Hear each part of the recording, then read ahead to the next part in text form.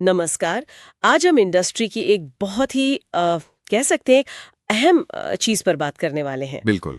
MCC panel यानी कि motor control centre. हाँ। सोचिए किसी बड़ी फैक्ट्री या प्लांट में इतनी सारी मोटरें एक साथ चलती हैं।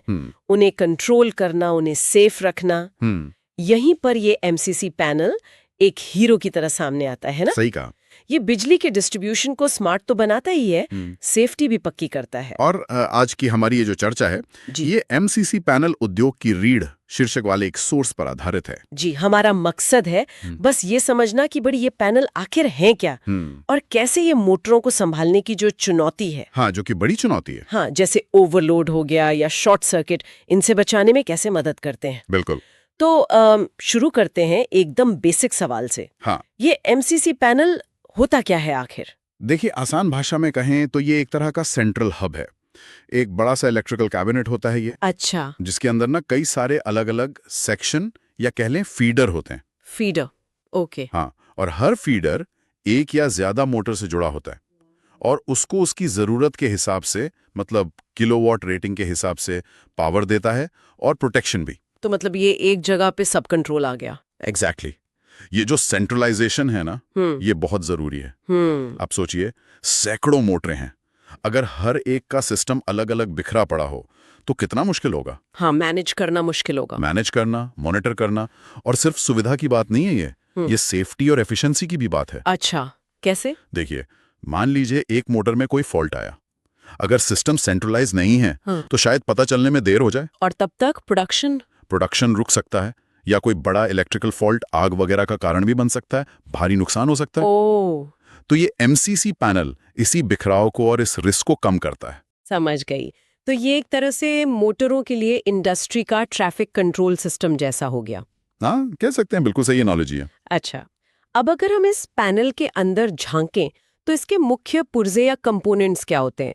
क्या चीजें इसे काम करने में मदद करती है? हाँ, तो इसमें मोटे तौर पे देखें तो 3 मेन खिलाड़ी होते हैं, एक टीम की तरह काम करते हैं ये। ओके, 3 खिलाड़ी। सबसे पहले है सर्किट ब्रेकर।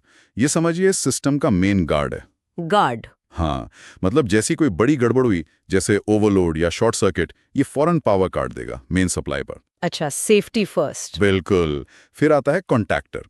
ये वो स्विच है जो मोटर को चालू या बंद करता है। ऑन ऑफ वाला? हाँ, ऑन ऑफ वाला। और ये अक्सर ऑटोमेशन से जुड़ा होता है, मतलब पीएलसी या किसी और सिस्टम से सिग्नल आया और ये मोटर को चालू या बंद कर देगा।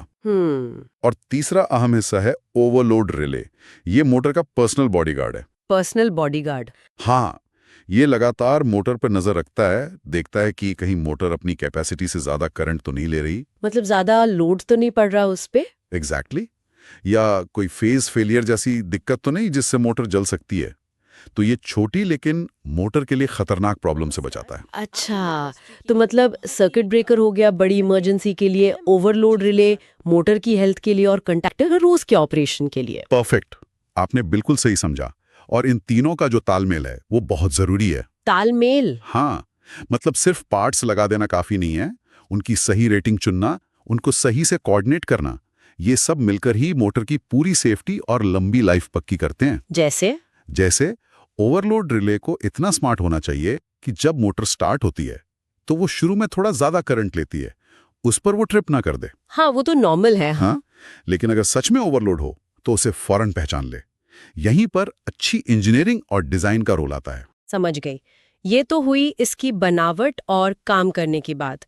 अब आते हैं इसके महत्व पर। इंडस्ट्री इसे इतना जरूरी क्यों मानती है?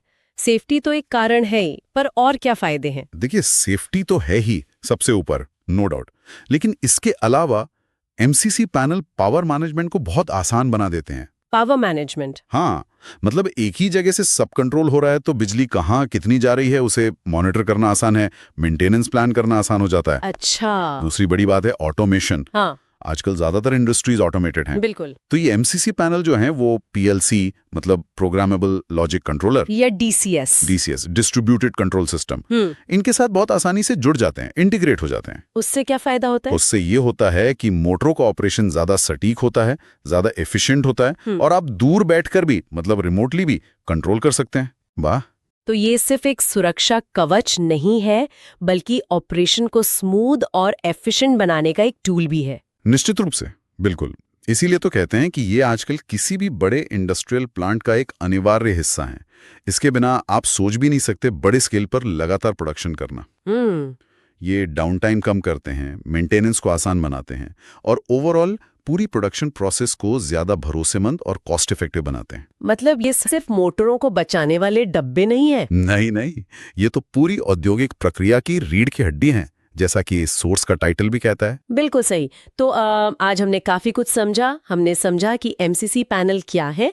ये मोटरों के लिए एक सेंट्रलाइज कंट्रोल और प्रोटेक्शन सेंटर है। हाँ, हमने देखा कि कैसे सर्किट ब्रेकर, कॉन्टैक्टर और ओवरलोड रिले जैसे इसके जो मुख्य हिस्से हैं वो मिलकर मोटरों को सुरक्षित रखते हैं और उनके ऑपरेशन को कंट्रोल करते हैं जी। और हमने ये भी जाना कि कैसे ये पैनल पावर मैनेजमेंट को आसान बनाकर और ऑटोमेशन को सपोर्ट करके इंडस्ट्री की एफिशिएंसी और सेफ्टी दोनों को बढ़ाते हैं। बिल्कुल सही समझी है। और ये सब सोचते हुए ना एक सवाल मेरे मन में आता है। हाँ बताइए। देखिए, एमसीसी पैनल ने मोटर सेफ्टी और कंट्रोल में एक क्रांति तो ला दी है, ये साफ है। पर टेक्नोलॉजी तो हमेशा आगे बढ़ती रहती है।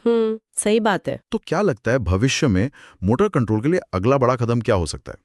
क्या हम मौजूदा एमसीसी पैनल से भी आगे कुछ देख सकते हैं? जैसे कि शायद और ज्यादा इंटेलिजेंट सिस्टम्स जो खुद अपनी प्रॉब्लम बता सकें, या शायद आईओटी इंटीग्रेशन, मतलब इंटरनेट से जुड़े हुए पैनल्स। दिलचस्प सवाल है। हाँ, मतलब ये सोचने वाली बात है कि इस फील्ड में अगला पड़ाव क्या होगा, सेफ्टी और एफिशिएंसी को और कैसे बढ़ाया जा सकता है।